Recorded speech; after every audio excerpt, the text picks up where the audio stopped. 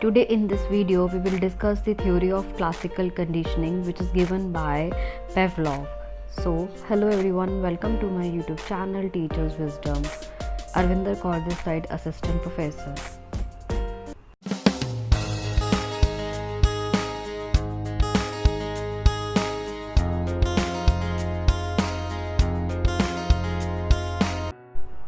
So theory of classical conditioning is also known as theory of conditioned response, salivary conditioning, Pavlovian conditioning. So this theory was proposed by Dr. Ivan Pavlov in 1904 and won a Nobel Prize for this discovery. So Pavlov was basically interested in studying the process of gastric secretion in dogs, and for this research on digestive process he got Nobel Prize also. So conditioned response means responding naturally to an unnatural situation, or you can say unnatural stimulus. For example, when we feel hungry, the sight of food causes salivation in our mouth. This is a natural process, but it is common experience that the ringing of recess bell in school generally leads secretion of saliva in mouth of children. So this is our conditioned response. This response is reinforced when the recess bell is repeatedly followed by some meal or lunch or refreshment. So Pavlov was studying the digestive system of dog. So during his study he noticed that the dog started secreting saliva as soon as they saw even the empty plate in which the food was served to them. Now we will discuss the Pavlov's experiment on the dog. So Pavlov conducted experiment on dog to understand the process of classical conditioning in detail. So he kept the dog hungry and tied to an experimental table which was controlled with some mechanical devices. A bell was rung and immediately food was served to the dog.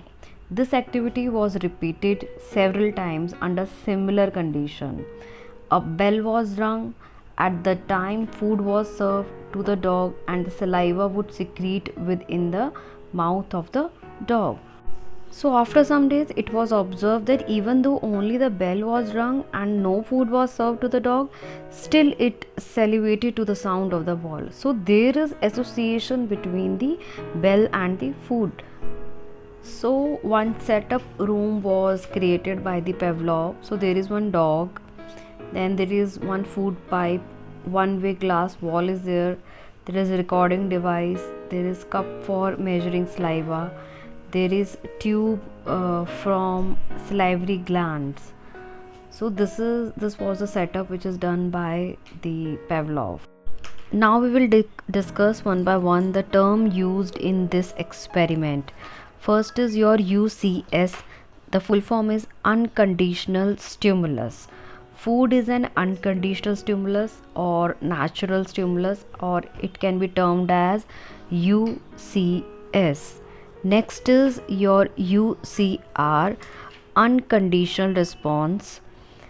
Basically here we talk about the secretion of saliva for food is an unconditional response or natural response which is done by the dog. Next is CS. CS is your conditioned response. Sound of bell is conditioned stimulus or artificial stimulus, which is your CS.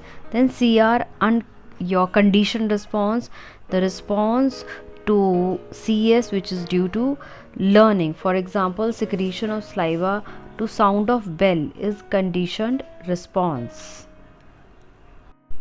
So yes, there is food plus salivation, then bell is ringing but no response, then bell plus food is served, then yes there is salivation, then only bell is ringing, no food, still there is salivation. So this is your conditioned response.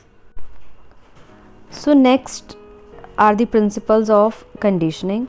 So first is your principle of intensity. Principle of intensity states that the conditioned stimuli CS should be of great intensity.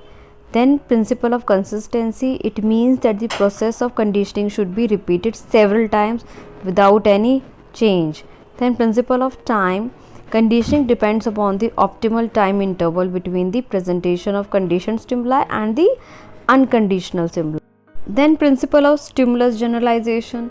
So generalization is a process in which a conditioned response to a stimulus is generalized to a similar category of stimuli. Principle of spontaneous recovery means when a dog is brought out of the experimental setup, the process of conditioning is repeated. After some time, the dog responds to conditioned stimulus by secreting saliva. Then principle of external barriers. So there can be external barriers like noise or other distraction during the process of conditioning. Then conditioning takes time. The occurrence of the external barrier block or they must be inhibit the conditional response. Now we will discuss the educational implication of classical conditioning. First is your formation of good habits. Habits like punctuality, cleanliness, obedience, respect for elder, discipline can be developed with the help of conditioning. Elimination of fear and phobia. Fear and phobia are aroused by unnatural or irrelevant stimuli. So when things and objects are associated with unpleasant experience, and sort of generalization is made of phobia. So there must be no unpleasant stimuli for the students. Helpful in language learning. Conditioning can be used to teach the alphabets like A. It should be associated with apple or some picture of apple. Then useful in developing positive attitude. Positive attitude towards your teacher, parents, subject, school can be developed with the help of conditioning. Useful in adjustment. So healthy and favorable environment can be provided. Use of audio visual aids for effective learning. Useful in training of animals. So all these educational implications are very beneficial for the students. So thank you so much for listening so patiently. If you like my video, you can subscribe my channel, you can like my video, and you can share my video too.